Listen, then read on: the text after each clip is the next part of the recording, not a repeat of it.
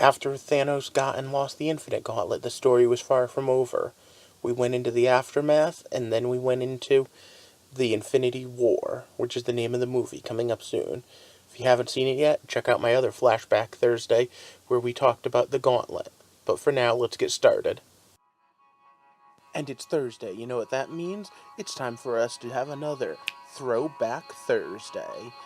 And we're gonna go back in time, throw up that celebration, because Heart of the Stories we tell, and me, Rob the host, is going to take us back to a quick nostalgic look and see how a story was that might be a little bit on the older side. So celebrate your week almost being over as we look at the Infinity War. And let's be honest, it's mostly just Jim Starling's version of Thanos' story and how badass this guy is.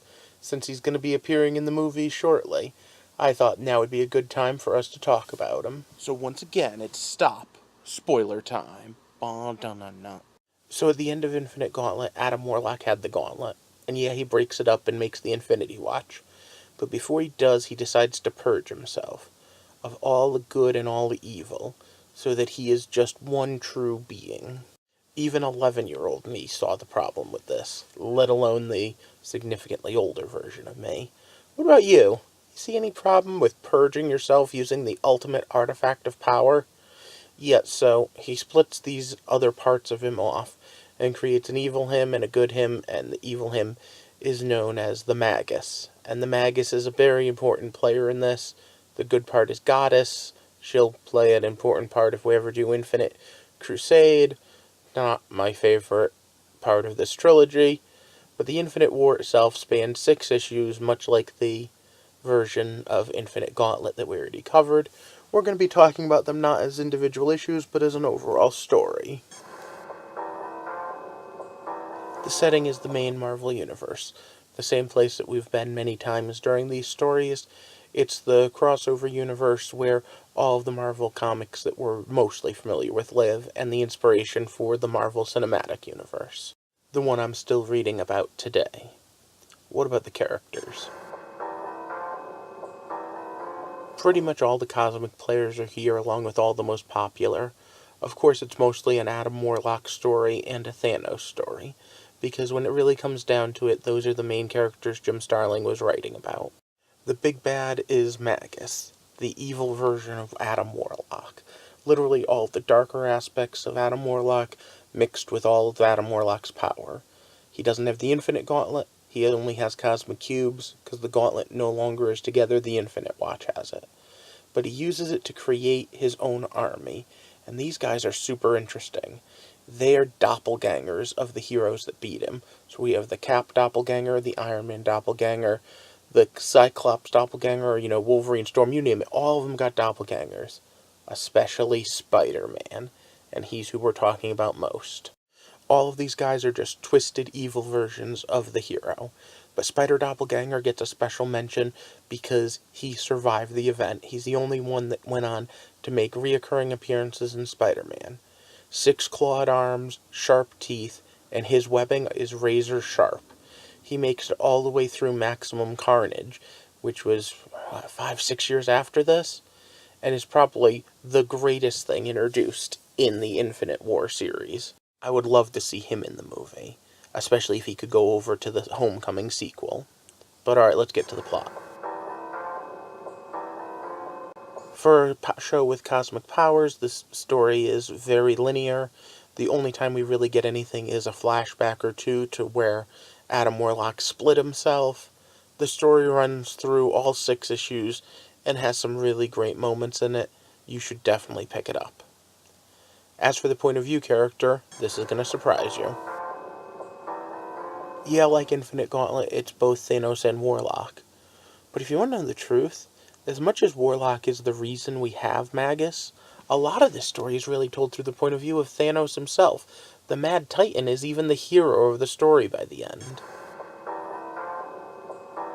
And that brings us to the themes and symbolism in the story. And you know what? Jim Starlin is great at layering them. What is it that makes you a hero? What is it that makes you a villain? And here comes the really cool part. As much as all the doppelgangers are just twisted versions of the heroes, they're just that. They're the path not taken. They really are what the heroes could have been in another world. And let's not forget at the same time that the main bad guy, Magus, is really Adam Warlock. And I don't even mean just a twisted doppelganger created by the Cosmic Cubes. I mean literally the darker impulses in Adam himself. And that really leads to the question of, is anyone all good? Is anyone all evil? At the end of the day, are we all only a balance? I don't know if I'll ever cover Infinity Crusade. It depends on if anyone really is looking for it. But I'll tell you right now, even Adam Warlock's good half isn't that good of a person. And I want you to think about that for a second. There's also the fact that they use Galactus a lot in this. Specifically, Galactus is the one who's really trying to figure out the mystery at the beginning as to who's behind all this.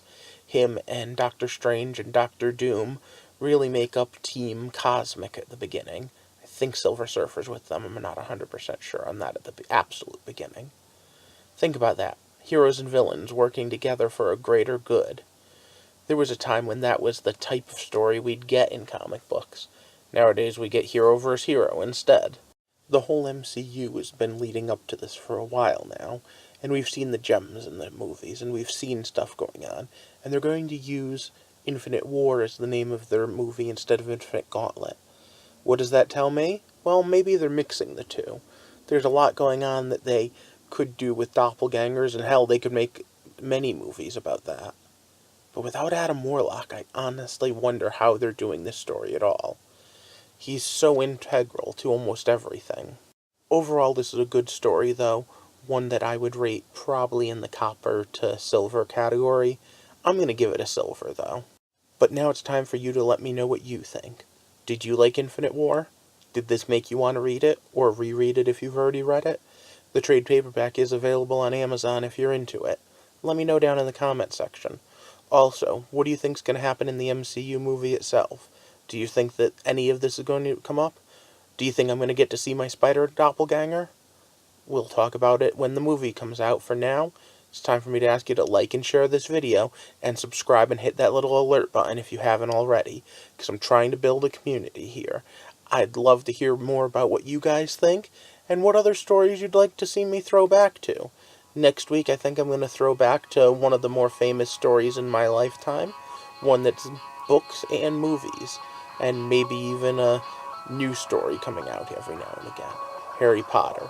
In the meantime, I hope you have a good night, and thank you for walking with me through the heart of the stories we tell.